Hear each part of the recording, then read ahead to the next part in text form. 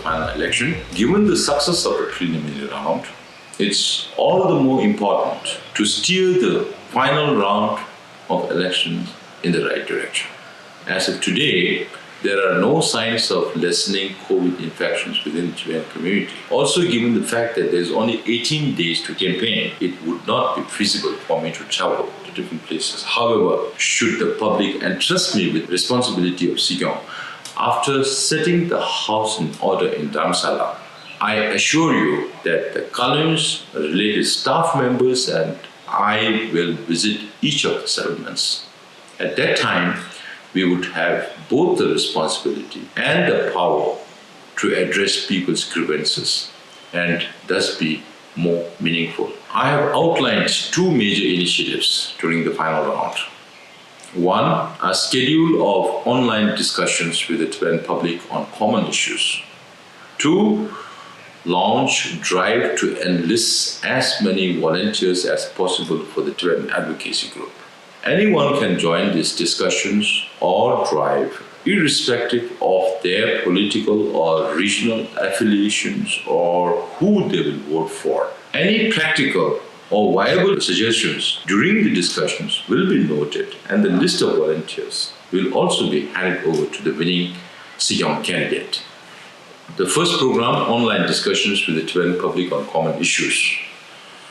1A, it's but natural for any society to have differing points of views or ideas. Similarly, our community also have different viewpoints. However, as Tibetan nationals, we share a common ancestry. Bearing the common good of all Tibetans in mind, all of us should direct our thoughts and action for the well-being of all Tibetans, including ways and means of cooperative effort and the way forward. During the course of the final round of this election campaign period, almost every single day, we will seek participation and inputs from the general public who can identify challenges and also suggest practical and useful means to resolve them. In the box, you will see day-to-day program from 22nd of March to 8th of April. 18 days. Depending on that, you can express your wish to participate in these discussions through Tukten, our campaign manager. Number two, drive to enlist as many volunteers as possible for the Tibetan advocacy group. 2A, even though we face many challenges living in cluster communities all around the world, we have gained proficiency in the languages of the nation we live in. There is a large number of Tibetans with the capability and the inclination to pool their efforts towards common good and the fundamental cause of Tibet. In fact, the time has come for us to set up a voluntary Tibetan advocacy group to strengthen our lobbying efforts all around the world, led mainly by the younger generation of Tibetans. 2B, the volunteers will be enlisted via online Google form. The compiled list will be provided to the newly elected Sikyong of the Central Tibetan Administration.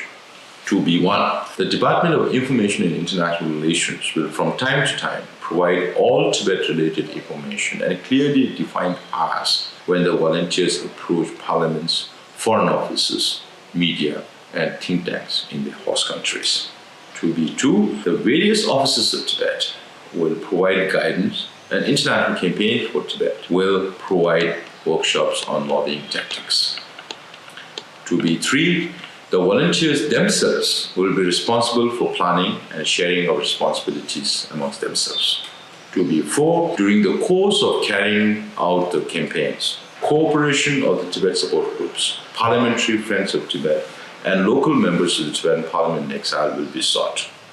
2B5, in case of financial need for lobby work, the Tibetan communities can contribute, or special events will be organized to raise funds for such campaigns. 2C, through this program, every Tibetan will be provided an opportunity to contribute their skill and effort toward the Tibetan cause. Needless to say, this will not only inform the youth, but will also provide them with the opportunity to prove their leadership skills. Thus, we will be able to pool the strength of all Tibetans for our own cause and reach greater heights of creating awareness and support internationally. I urge as many Tibetans as possible to join this novel effort.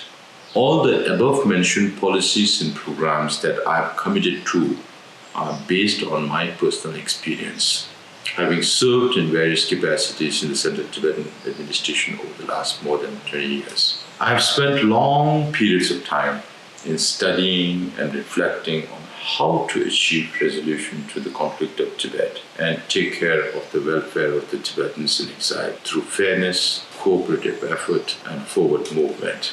I have wholeheartedly conveyed to the general public all those programs that are doable and that needs to be done. Unless under unavoidable circumstances or change according to the aspiration of the Tibetan people, I am fully committed to carrying out each one of the programs in this manifesto.